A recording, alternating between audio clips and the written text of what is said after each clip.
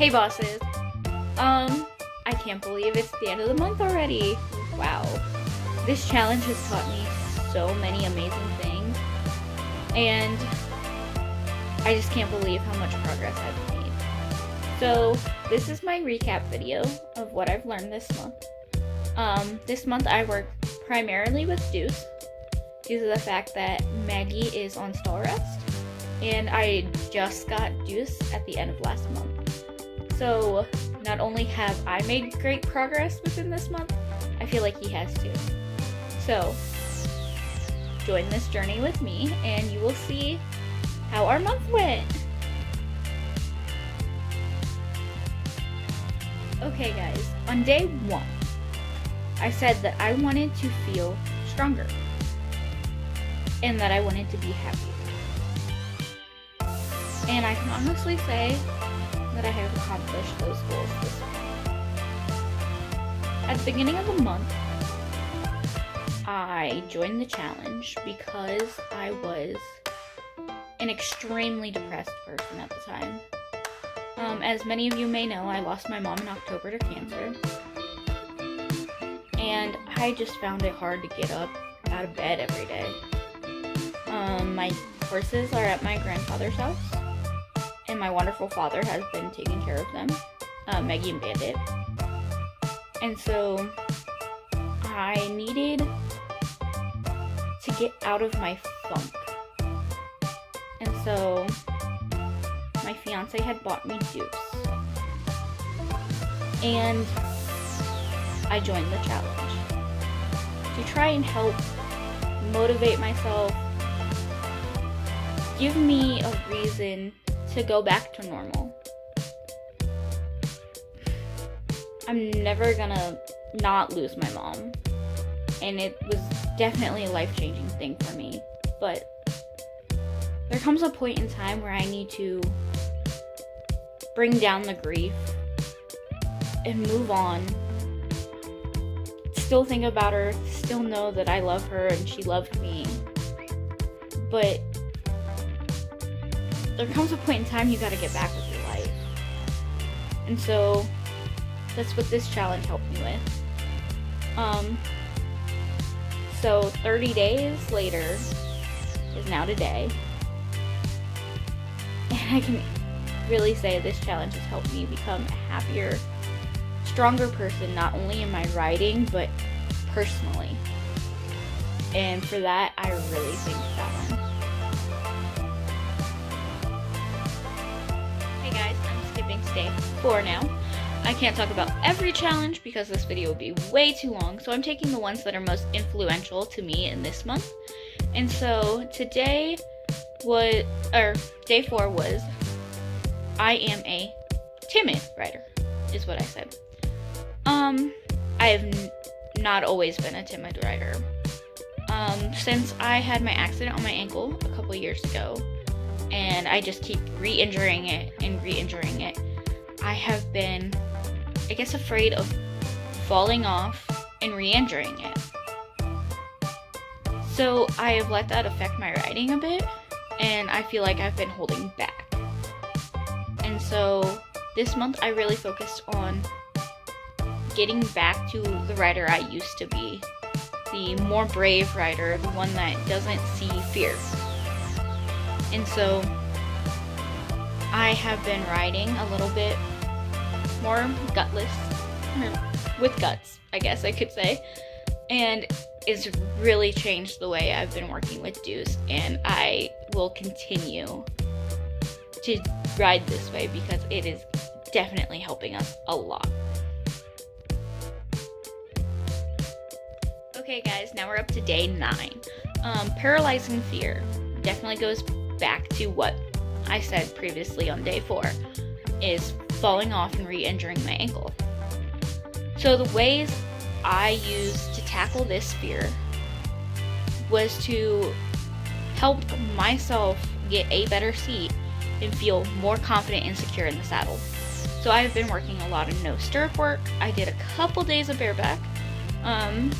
That is something I'm definitely gonna have to work on more in April, is bareback riding, and just giving myself the personal confidence to know that I am a great rider, and that if I truly have trust in myself and my horse, that everything's gonna go okay.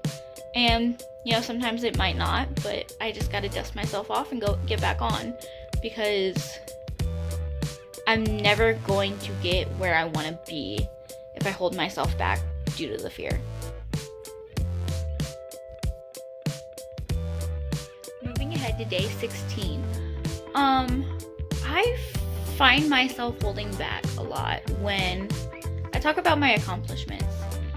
I feel like if I hype myself up, that people are gonna look down upon me because, oh, I'm not being humble, I'm being, conceited, I'm like big-headed or something. And with this challenge, I learned, who cares? I want to go out and brag about everything I've accomplished, then I'll do it. It's not anything bad, it's praising myself.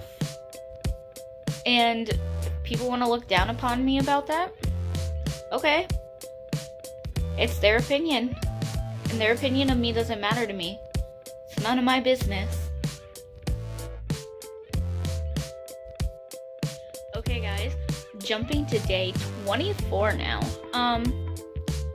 Learning how to lose. Honestly, this was kind of a tough one for me.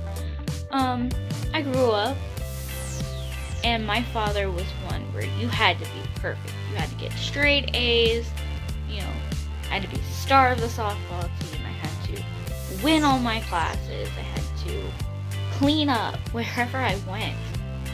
And so anytime I didn't do perfectly, if I didn't win, if I got a B on a test, it seemed like the end of the world because of how I was raised. I wasn't raised to learn how to lose. I wasn't raised to, dust myself off and get up and, try harder for next time. And so now that I'm an adult and I'm out of that atmosphere of having to be the best at everything, I'm learning that with every loss, it is helping me win in the long run.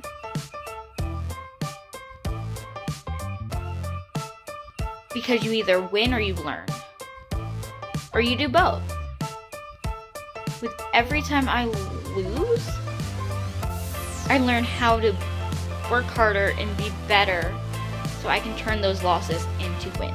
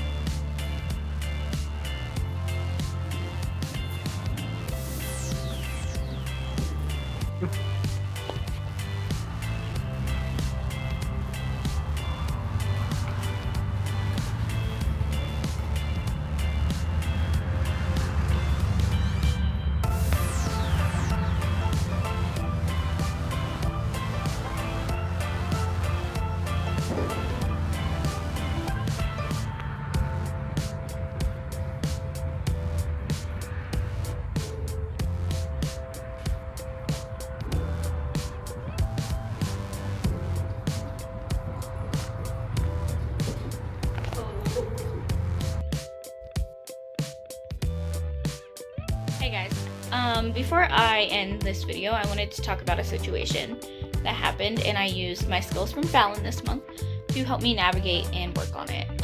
Many of you guys have heard or watched my other video about this situation. So long story short, I offered to take this stallion off of a 4-H friend's hands. I showed in 4-H with her. She has a 4-year-old unbroke Mustang mare and a green-broke 7-year-old Staffy stallion who has had stuff with his pasterns and may not be completely sound. So she threw out a price and I agreed upon it just to help her out, help a rescue out, help the horse. And after we had agreed upon the price and I was setting up everything to get his feet done because they haven't been done in a year, get x-rays and ultrasounds done on his pasterns. My plan was to make him into a trail horse for my fiance if he would stay sound, or just make him into a pasture pet to be a companion for my retired gelding when I go to barrel races with Maggie at the time. So she ended up a couple hours later telling me that she wanted twice as much money, which I backed out because I just couldn't afford to put so much into a purchase price of a horse that was going to need a lot of work and a lot of rehab and stuff. So then I found out she was selling the horse online for even more than what she told me to begin with, after she said she wanted twice as much money, and was telling young girls who wanted projects for barrel racing that he was sound for barrel racing. Completely sound, which he's not. So I ended up, posting a beware, like, this horse is not sound, like, this is not the horse to go with, and it turned around and bit me in the butt. And she made a nasty post about me, saying that I was a liar, blah, blah, blah, blah, blah. I was just trying to help this girl. And then text messages between her and another girl rose that she said that the reason why she didn't go through the deal with me was because I weighed too much for her horse, and all this stuff. Like, yeah, I'm not the fittest right now because I'm coming off an injury, and I am actually starting to work out more and I eat better, and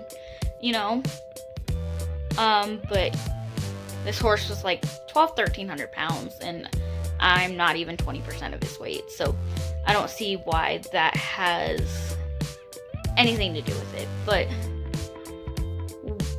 she got some keyboard Karens on her side, and they were all going after me, and I was about to react like how I would before.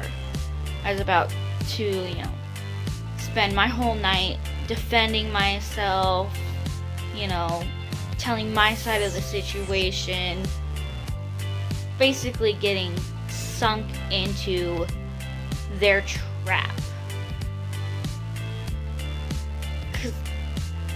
And I decided, you know what? It wasn't worth it. Her opinion of me doesn't matter. The keyboard Karen's opinions don't matter. I mean, they have nothing better to do than go bully people online over situations that they don't even know firsthand. And I should not waste my time and effort towards them. And so, I ignored. The ones that went to my DMs and was trying to harass me there, I blocked. And I went about with my day. And so, basically, the moral of the story is their opinion of you don't matter. It doesn't matter, I mean. And they can think all they want of me. The only opinion that matters is my own. And, I'm going to continue doing what I want to do and continue to be the best person that I can personally be. And, if that whole deal wouldn't have gone through, I would have never gotten Deuce. So there's always a silver lining to everything. Don't stop helping people, because everyone has good in this world in themselves. And you know, bad things happen and people turn around and punish you for trying to do good and help them, but you know, they can talk all they want about me. I don't see Fallon going around and getting into fights with everyone that says anything bad about her. And I'm gonna have haters, but you know what? They don't matter. So I hope all of you bosses carry this lesson from me, that just ignore them.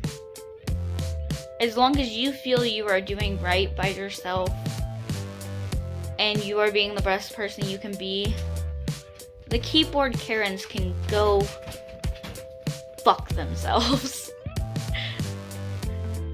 Like, sorry for the language. But yeah, they can go fuck themselves because I don't give a shit about them. And neither should you. So I hope you all learned a lesson from this. I know I did. And, you know, I even apologized for writing the post. And she wanted to turn around and still be nasty. That's not a person I want to associate with. So I am glad I didn't do business with her. And so, yeah. I hope you guys enjoyed seeing my journey. It has definitely been an eye-opener for me this month, and I've turned into a person that can wake up in the morning and get about my day. I have my whole day scheduled, planned out. I go to the barn in the morning and I feed and I work with Deuce a little bit. Then I come home during the day and I work on my schoolwork and work on challenges. And I am so much more motivated because of this challenge. And I owe that all to Fallon. Thank you so much, Fallon, for getting me out of this depressive funk that I was in. Thank you so much for showing me that I can be better than what I've been. And thank you so much for teaching me that no one else's opinion of me matters except my own. And that I can just go out there and show them who I am. And if they want to talk bad about me, that's their problem, not mine. So I wish all of you horse bosses good luck. I have very well enjoyed listening to all your guys' progress, and I can't wait to see all your guys' presentations. I know they're going to be just as amazing as you guys are. Have a great day, guys. Bye!